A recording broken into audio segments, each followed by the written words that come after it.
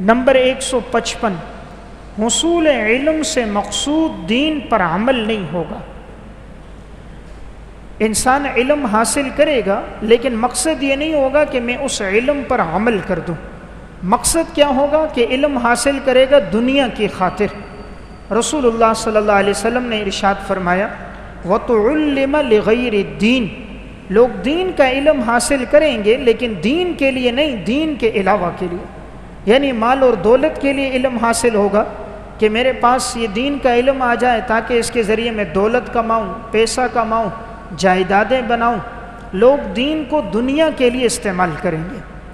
تو یہ علامت بھی آج دیکھیں عموماً نظر آتی ہے کہ بعض لوگ دین سیکھتے ہیں، دین کے اندر دلچسپی لیتے ہیں اور وقت لگاتے ہیں، تبلیغ کے ساتھ جڑتے ہیں۔ مقصد کیا ہوتا ہے؟ معاذ اللہ یہ نہیں کہ دین کی سمجھ اور فہم آ جائے، یہ مقصد ہوتا ہے لوگ ہمارے اوپر اعتماد کریں، ہماری وضاقتہ کو دیکھیں، ہمارے حلیے کو دیکھ کر ہم سے معاملات کریں، اور پھر وہ معاملات میں لوگوں کو نقصان دیتے ہیں، دھوکہ دیتے ہیں، لوگوں کے اموال پہ قبضہ کرتے ہیں۔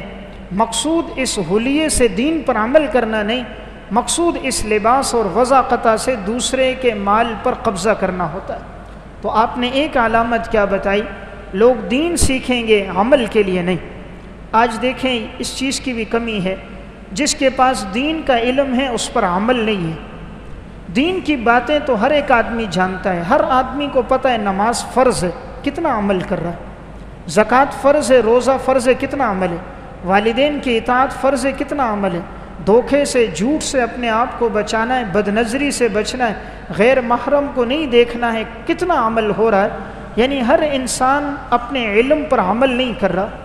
تو صرف گلہ کسی ایک طبقے کا نہیں ہے، ہر طبقے کے اندر کمی آ گئی اور علم پر عمل آہستہ آہستہ رخصت ہوتا جا رہا ہے۔ یعنی انسان سنتا زیادہ ہے، عمل کم کرتا ہے۔ مسجد کے اندر ہے، گھنٹہ وعظ سن لیا، مسجد سے باہر نکلا، ایک کان سے سنا دوسرے سے نکال دیا، عمل کا جذبہ کوئی نہیں ہے۔ تو بہرحال آپ نے فرمایا لوگ دین سیکھیں گے لیکن دنیا کے لیے ہوگا۔